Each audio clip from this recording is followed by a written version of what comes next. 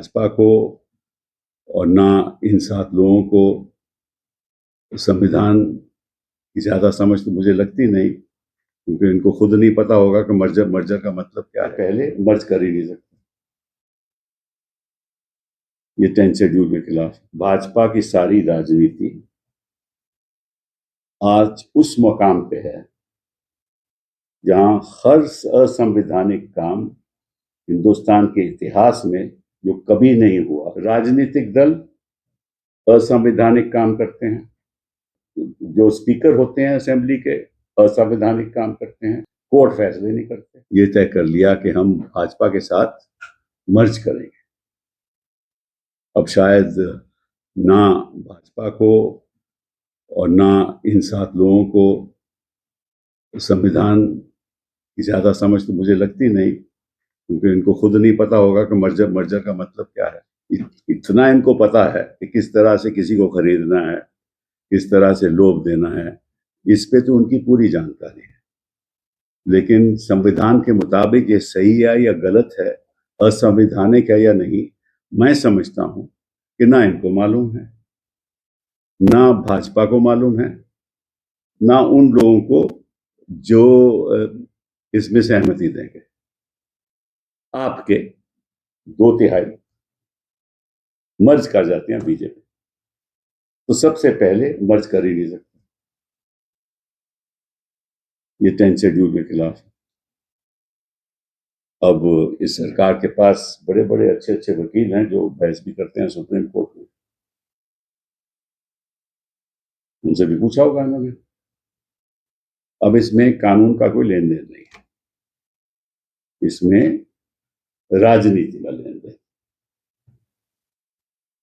भाजपा की सारी राजनीति आज उस मकाम पे है जहां हर असंवैधानिक काम हिंदुस्तान के इतिहास में जो कभी नहीं हुआ 2014 के बाद हुआ।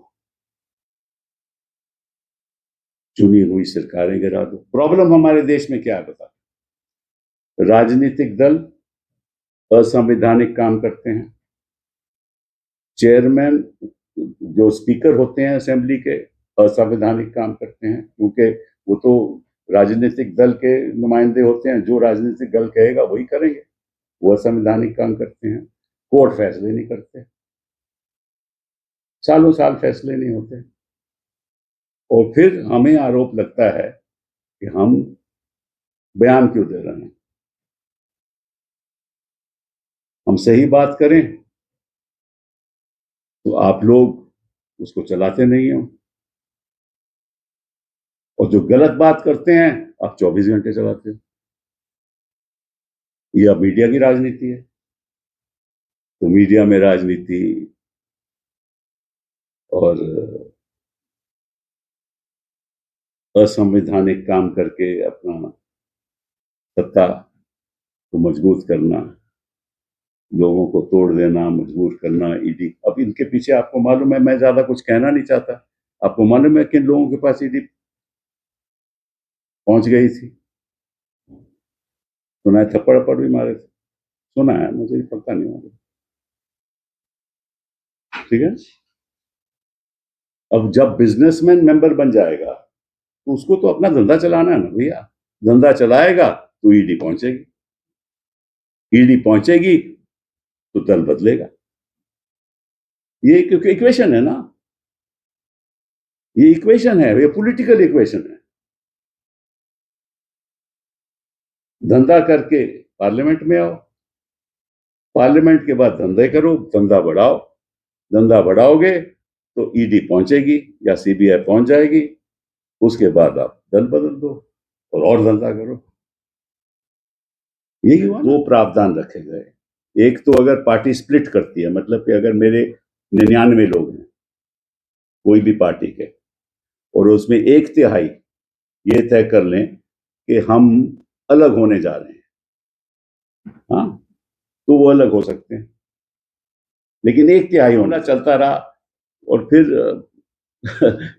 मेंबर ऑफ पार्लियामेंट सरकारों ने सोचा था ये बिल्कुल गलत हो रहा है, मतलब कि उस समय इसको डिस्क्वालीफाई होना चाहिए, और फिर सुप्रीम कोर्ट की जजमेंट आ गई तो जो 1/3 का जो प्रावधान था स्प्लिट का, वो रद्द कर दिया, उसको निकाल दिया 10th शेड्यूल से। अब एक और रह गया मर्जर का। अब मर्जर का क्या मतलब है आपको मालूम है? मैं कहूं कि साहब मैं मेंबर ऑफ पार्लियामेंट में कहूं मैं बीजेपी में मर्ज हो सकता हूं, ये तो नहीं हो सकता ना, ऐसे तो कोई भी मर्ज कर लेगा। तो संविधान में लिखा है, 10th शेड्यूल में लिखा है कि सबसे पहले पॉलिटिकल जो राजनीतिक दल है उसको फैसला लेना होगा कि हम इस पार्टी के साथ मर्ज कर रहे हैं, ठीक है। मतलब कि आम आदमी पार्टी को, क्योंकि तो आम आदमी पार्टी की बात है, अगर आम आदमी पार्टी ऑर्गेनाइजेशनल लेवल पे बैठक बुला के रेजोल्यूशन पास करके यह तय कर लें कि हम भाजपा के साथ as a political party merge करना चाहते हैं, ठीक है। एक दूसरे किस्म का मर्जर भी हो सकता है कि मैं और एक और पार्टी मिल जाएं, हम दोनों कहें कि हम मर्ज करना चाहते हैं, दोनों रेजोल्यूशन पास कर लें और नई पार्टी बना लें, ठीक है। तो पहला कदम होगा पॉलिटिकल पार्टी राजनीतिक दल को मर्जर करने का। फिर बात आएगी कि जो सांसद में लोग बैठे हुए हैं, सांसद में है, जो संसद में बैठे हुए सांसद लोग हैं, उनका मर्जर कैसे होगा? पॉलिटिकल पार्टी तो मर्जर हो गया, समझ लीजिए उस पॉलिटिकल पार्टी के 10 लोग मेंबर ऑफ पार्लियामेंट है, लोकसभा के हैं। तो अगर वो 10 कहें कि साहब हम तो नहीं करना चाहते, तो उस समय तो वो मेंबर ऑफ पार्लियामेंट है ना। तो फिर इसमें लिखा है 10th शेड्यूल में कि उसके अगर 2/3 लोग, एक बार राजनीतिक दल का मर्जर हो जाए उसके बाद 2/3 लोग मेंबर ऑफ पार्लियामेंट उस पार्टी के जो लोकसभा में होंगे, अगर वो रेजोल्यूशन पास कर लें तो उनका भी मर्जर हो जाएगा। इसका उल्टा नहीं हो सकता। मतलब पहले 2/3 राज्यसभा में या लोकसभा में मर्ज कर जाए, वो तो हो ही नहीं सकता, क्योंकि सबसे पहले तो पार्टी मर्ज करनी पड़ेगी, मेंबर बन जाओगे, जैसे होता रहा। फिर फॉर द पर्पस कर गई, फिर आएगी बात कि भाई मैं तो मेंबर ऑफ पार्लियामेंट हूं, मैं तो आम आदमी का मेंबर था, पार्टी तो मर्ज कर गई बीजेपी में, तो मेरा क्या होगा? तो अगर 2/3 असेंबली मेंबर ऑफ पार्लियामेंट कहें कि ठीक है हम बीजेपी के साथ जाएंगे तो हो जाएंगे, लेकिन 1/3 कहेंगे हम नहीं जाएंगे, तो सेपरेट ग्रुप हो जाएगा। तो पार्टी का भी सेपरेट ग्रुप हो सकता है, मेंबर का भी सेपरेट ग्रुप। अब यहां क्या हुआ है कि राज्यसभा में 7 मेंबर, पिटीशन तय नहीं हो गया। मैं आपको शर्त से बोल देता हूं कि चेयरमैन साहब इसको एक्सेप्ट करेंगे। हम पहले तो हम तो खैर मैं तो इंडिपेंडेंट मेंबर ऑफ पार्लियामेंट हूं, अपने आपके लोग इस पे डिस्क्वालिफिकेशन पिटीशन फाइल करेंगे। वो डिस्क्वालिफिकेशन की सुनवाई नहीं होगी, वो कहेंगे जी हमें जवाब देना है, उस पर महीने लग जाएंगे।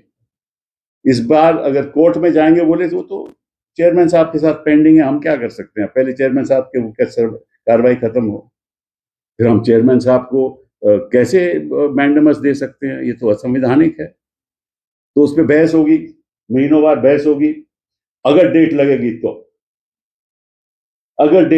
तो ठीक है। अच्छा, बहस होगी तो फिर कहेंगे कि आप ऐसा है मैंडेमस तो हम दे नहीं सकते, लेकिन हम आग्रह करेंगे चेयरमैन साहब से, यार फैसला जल्दी कर दो। तो चेयरमैन साहब थोड़ा बहुत और नहीं करेंगे तो क्या हो सकता है, ठीक है। अगर फैसला कर भी दें तो उनके पक्ष में करेंगे, तो ये तो नहीं कह सकते कि मैंने गलत किया था, उन्हीं के पक्ष में करेंगे। फिर उनके पक्ष में हम पिटीशन फाइल करेंगे 226, पहले सुप्रीम कोर्ट में करेंगे, कहेगा पहले 226 में जाओ हाई कोर्ट में। हाई कोर्ट में जाएंगे तो वो कहेंगे कि हमें 6 हफ्ते का जवाब चाहिए, 6 हफ्ते का जवाब चाहिए। उसके बाद कहेंगे कि यार ये बड़ा इंपॉर्टेंट मामला है, हम इसको जरूर सुनेंगे। वो सुनवाई कभी होगी नहीं, वो महीनों भर सुनवाई नहीं होगी। अगर हो भी गई तो वो भी खिलाफ होगी। उसके बाद सुप्रीम कोर्ट जाएंगे, तब तक 4 साल बीत जाएंगे, ठीक है। और 4 साल के बाद वो कहेंगे कि हम आज को बड़ी जल्दी सुनेंगे, तो फिर 5 साल बीत जाएंगे, कहानी खत्म हो जाएगी। या इस बीच